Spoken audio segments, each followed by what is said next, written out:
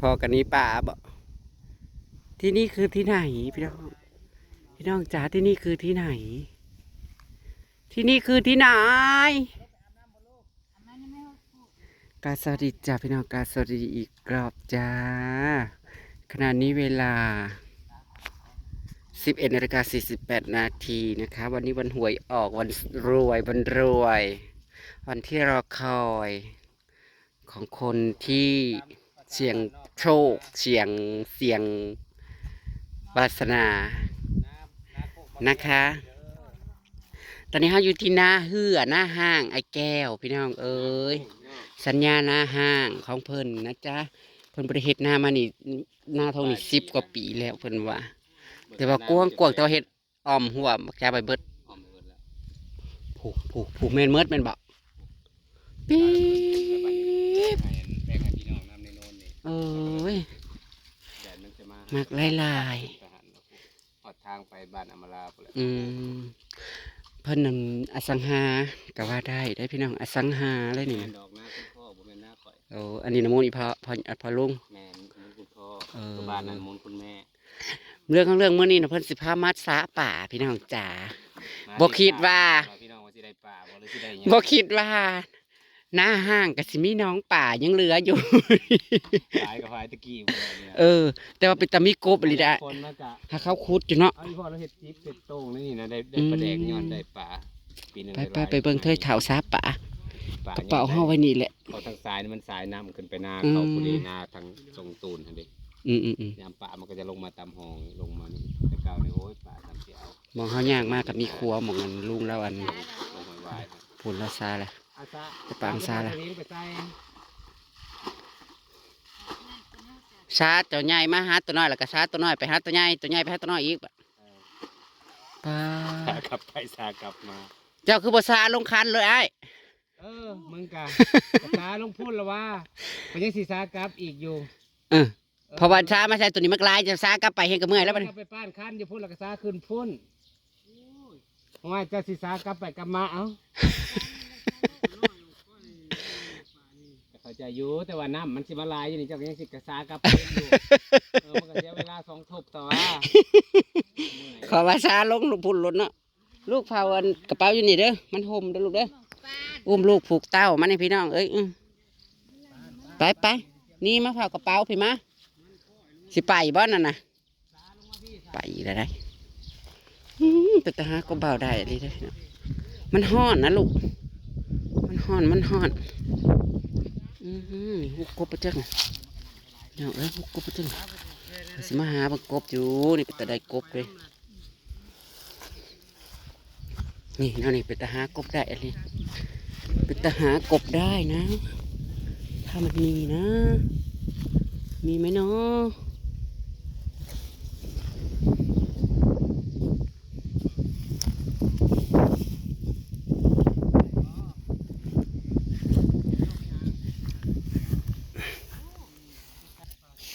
ได้ยังแค่แล้วพวกเราได้แล้วเราไปใส่ตังบานผ้าบริถือออกมาปะจ๊ะไม่ชอบงานค่ะผ้าไม่บ่นี่ได้ไหมจะได้อันนี้คือพวกนี้ทำกดรักด้วยจะปลาเหยียบให้มันลงห้อยตีดิขุดรักดูทำคุณรักไหมปลาซิวมะมุกคุณรักไหมป่าว่านกับป่าพยูนผัวมาก็ต้องมานะมาโลดยังว่ามันบ่ทันมีอันตาดอกมีบ่ล่ะ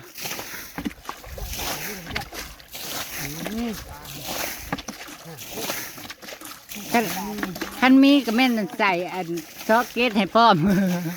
เมื่อยแหละเมื่อยกับเปลี่ยนกันมีหยังล่ะมีบ่เผื่อมันสิเบิดมันมียุมีแต่ขี้ดินมันประทันมีก็ยังมันประทันขอนเฮ้ยมันขอนออกอีนี่ออกลูกให้มันขอนก่อนประทันขอนเพราะมึงน้ำประทันมีดอกสี เอาเอา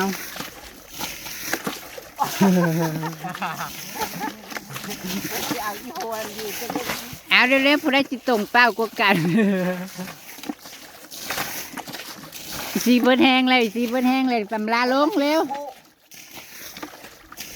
ทอดกำลังถอดค่ะกำลังเปลี่ยนชุด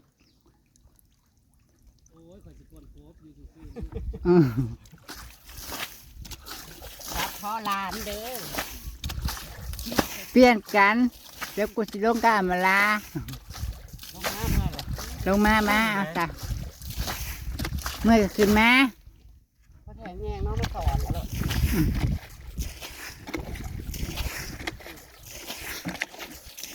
โอ้ยจะไม่พากินแล้วยากเลย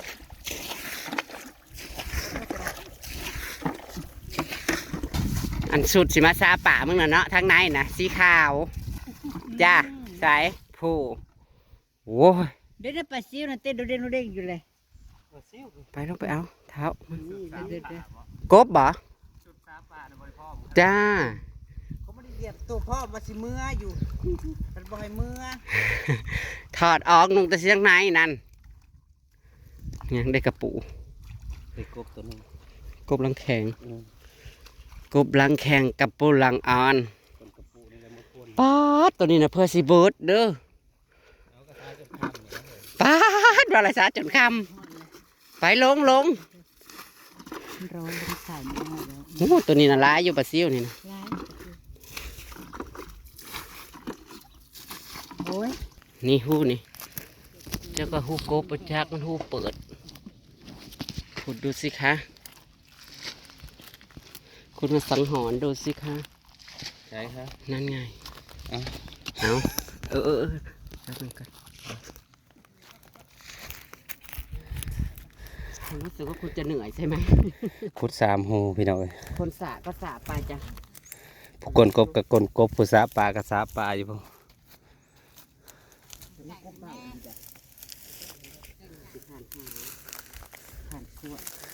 หูนี่คือเด้ อยู่ไหน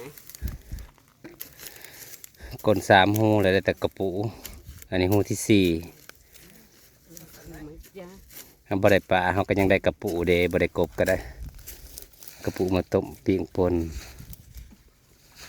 เอ้าก ระปืน แต่สิมีก้นอีกต้านออก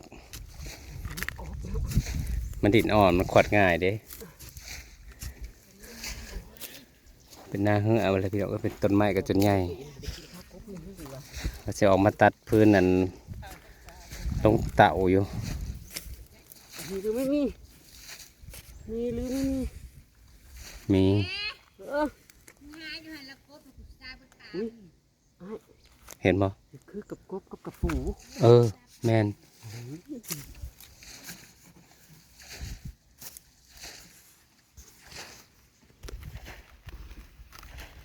เห็นหรอ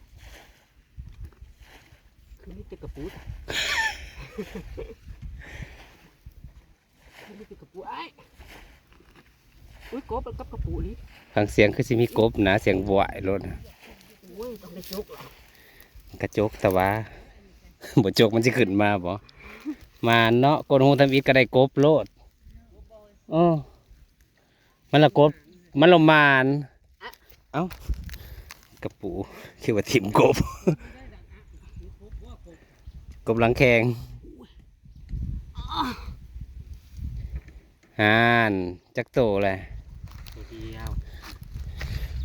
ไปซะเนาะอันนี้กบพี่น้อง ปูได้บ่าวะ เอาได้กระปูก็เอากบก็เอาได้ นั่น กบแล้วก็ได้กระปู ผู้แหลกกระแหกมาเลยนะจ๊ะ เจ้าคือหมานแต่สาว สลีนการเนาะ แวบมาดูลีนนะ การ โฆษณาสักครู่ค่ะ อ่า อีกเนาะค่อยเพาะอีกแล้วหูกบได้นี่แหละจ้ะเด้อคือคูดอีกสักก่อนพี่เนาะกบแบวจ้ะ กบเบ้าคือเลิกแท้ เอามันเสียนลงบักเลิกๆนึง มันนำลงน้ำ อืม เห็นไหมจ๊ะ แม่เห็นบ่เลย เบิ่งหน้ามันก็มันหักตัวบ่ใหญ่ เออ แต่ตัวใหญ่ ตีนมันก็สีนั่น กบยังก็สีแดง กบมันก็สีชมพูนี่ กบสีชมพู มันจะซับมันบ่ มันเสียนลงกี่ได้ ตัวที่สองพี่น้องมาลิ้นการสมสัญญาลิ้นการมานคักคาผู้สาป่าก็สิเป็นลมแหละผู้สองเท่าโอ้ยมันคือนอนเฝ้าแม่มันคักแต่เขาละไพ่ภาษาเนาะมาทาป่าตากแดด แดดเที่ยงผ้าพักกันมาซาแดดเที่ยงผ้าพักกันมาซาป่าโอ้ยเขาละนอนมุนขาแม่บอนั่นนะเขาละโอ้ยผู้ดีใจบ่เห็นบ่เห็นแม่บ่หิวน้ำแล้วอย่าเฝ้าพุ่นแก้วยังไปเอาน้ำมาแล้วเอาหย่อนหีอำลาฮะพี่มา มึงหนักคือป้ามึงเนาะ ฮะนี่มาโอ้ยอยากกินน้ำบ่ลูกจังกินเป็นอะไรเมื่อนี้นะเจ้านะ มีบ่ครบนะ เป็นตาสิมานอยู่บ่ ดอกผักกระแยงเนาะ บ่มานบ่มีความมั่นใจเลยบ่ มันอยู่ แต่เก่าคือจังมือเป็นมือที่แบบว่า เสือกระปุน ขอยสิมานได้ซะ ดีเนาะ คันจะประมาณแล้วขอยสิมานได้มื้อนี้ขอยถึงเลขกบแล้วก็ไอ้แก้วเนาะได้มันกบ2ตัว ไปหา2 มื้อเขายังบ่ได้จักโตได้มาล่าเป็นอย่างมาล่าได้ โอ้ยมันห่อนซะเหลือเกิน ข่อยคือบ่มาอันบ่เป็นแต่กระปุก มันแดดมันบ่ไหว จักสิได้เยอะ อีกเลย ไปแล้วเขียด โอ้ แต่ดา เล็กข่อยนะ อือ บ่สาว ลูกแก้วเขียดเลย จะโอนให้ข่อยเบิดแล้ว ลูกอย่าไปไกล เลข2เลขเต้าเขาโอนแล้ว เบิดแล้ว เลขเต้า พี่ พี่น้ำหลังตอนโอนได้ 400 เลยโอนแล้วบ่ โอนแล้ว อย่าให้ข่อยทว คันพามาซาป่านะก็ซาแดดเที่ยงฟ้าเลยได้พี่น้องเอาคือได้เขียดนางนะพัด เออ เขียดตะปาดก็ได้เขียดเมา เฮ้ยเอาของมาใส่กระปุกเลย อย่าไปเฮ้ยบักอันนี้ ปิดมะฮุ่งมาต่ำปิ้งปลาคอ เบิ่ง ปลาตำโค้ง เบิ้งตีได้ อ๋อคือเลย จ่ายมันแห้ง อย่าเด้อนอนอยู่มันห่อนกะกินแล้วน้ำกะ เลิกใส่กระปุกนี่จะเป็นคน สุดศอกสุดแขน อ๋อ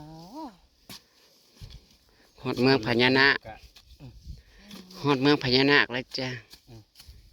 งามเลยดอกพระขะแยง ปลากระแยงกับคน ขะแยงดอกพระขะแยงแล้วเนาะดอกพระขะแยงมันสีม่วงเลยคนผัดสีเทา เออ เนาะผู้หญิงสีเทาไปหาแม่อำล่างพุ่นดมพี่แม่อำล่างพุ่นถึงบ่ เวลาลงไปอันคาบกระปูขึ้นมาในลูก เมื่อยแล้ว ถึงแล้วมีแต่กระปูบ่มีกบ โจก ปล่อยนั่นได้ใส่ของ ใช่แล้วกระปูเขาถือมาในกินี่นะ ใส่กระปูนะ เช็คไม่ใช่ว่า มาจะเอาของมาใส่เอาก้อน แอบบอกน้องไผ่เจ้าไปซาเป็นน้ ไปเลยแม่น้องไพ่ จ้าก็มานั่งเกิำนโอ้ยเป็นน้องไผ่นั่งสินั่งเฮ็ดหยัง ไพ่คอยนะ อือ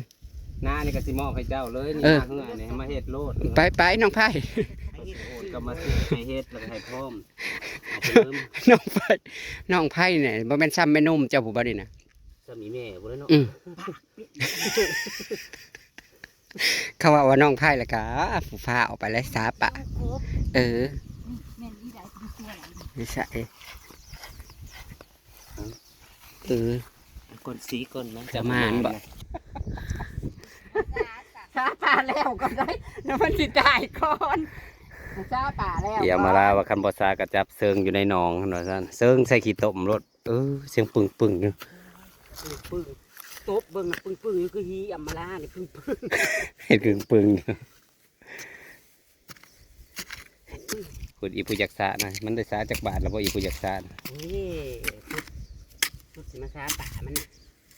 มันบ่ได้มือบามือเฮือน สุดบ่พร้อมแม่นบ่สุดบ่อำนวยเพิ่นว่าเพิ่นสิสาปาก อยู่ดีบ่ไอ้กบ อีเฒ่าตัวบ่จัก โอ้ยน้องไผ่เจ้า น้องไผ่ตัวโกนกระปู ไผ่เจ้าน่ะตัวให้คุดกับปูปล่อยมันโลด บักปางก็ได้เมียก็ซ้ำได้แม่แล้วทันได้เพิ่นนะ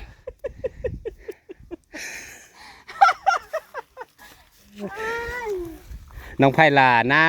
น้าทงนี้คอยกระซิมอบให้เจ้าเลย ให้เจ้ามาซับมาสาวเอากับผัวเจ้า ช้าน้องไผ่ล่ะละได้ไว้ สิลงทุนดุดน้องให้น้องหนึ่งไปเดี๋ยวนั่นไหน สนับสนุนนี่ให้มาเผาหน้านี่มันมีไฟเผานี่ อย่าคือว่าจะเอาน้องไผ่มาเลยให้ไปเป็นผีเผานะ ก็จะประมาณนั้นให้เป็นเจ้าที่เลย ใช่แล้วไม่ชมมันเป็นน้องไผ่ล่ะแน่โว้ย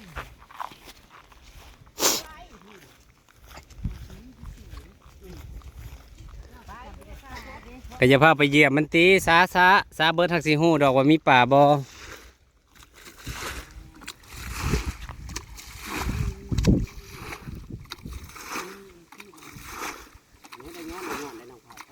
อะไรจังวะเป็นตามอบมูลให้อยู่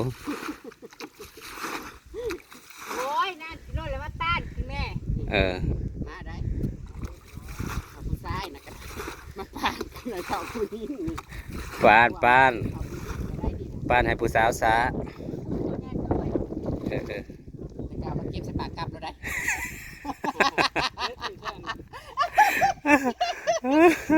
ว่าก่อนเดี๋ยวเราเก็บใส่ปากแล้วนะเราเดินแล้วเราเก็บใส่ปากโลกนี่ก็ควายตะกี้นั่นเรากำพึกใส่ไม้ขชั้นเลือดเต็มปาก เฉพาะข้าวสาวเราเป็นปอบเฉพาะแถวนั้นแถวมันคึมหน่อยนะข้าวสาอยู่ ก็จะได้เป็นไข้ สิบกแล้วสู้ สาบาตากแดด ซาภาษาตากแดดก็อยากยอมเลยขอไปนั่งเป็นกำลังใจอยู่ได้ห่มก็ได้อยู่บ่อาซาทรงยังไปเกี่ยวก็จะเป็นเอาน้องไผ่มาทรมาน ให้ซาปาตากแดดปุ๊บจะได้กินได้ยังอยู่บ่มันมีจักโตเถ่าสิ่งที่ได้นะซ้ำเนี่ย ชื่อมันออกไปเล่นปลาซิวนะเก็บปลาซิวขออยู่ดิ อันนี้เหรอที่ให้เก็บ โอ้ยปลาซิวนี่ก็เอาบ่ ไม่ซ้ำนี่ปลาซิวน้องตัวน้อยเอาไปนี่ให้มันน้ำมันนี่นี่ ที่เป็นหาถูกหายาหรือเนาะไปสอนเอาหน่อยจักว่าใดก็หนีภาษาตากแดดที่เนาะคือว่าตายอึดตายอยากแต่ที่จริงก็บ่ได้อยากดอกพี่น้องมันเป็นคอนเทนต์อันนี้มันคือคอนเทนต์นะจ๊ะนั่นปลาเถ่าเนี่ยมันอยู่ในอุ่มหรือปลาจักปลาคอใหญ่นะ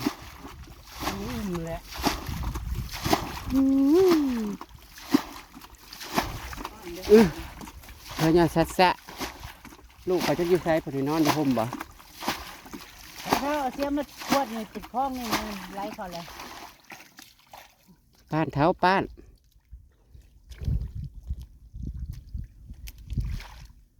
โอ้ยได้จ้ะ สายใส่หน้าตัวเอง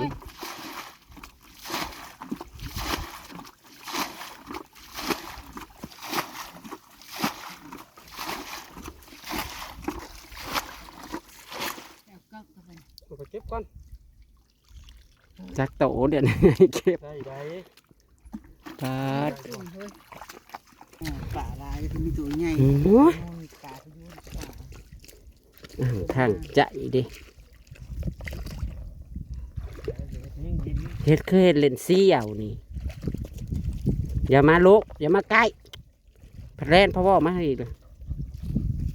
มันฮ้อนยังไงอย่ากุ้ยบักอันนี้เบิ้งอย่าในป่าไหนหนึ่งพี่น้องเอ้ยเมื่อยฮ้อน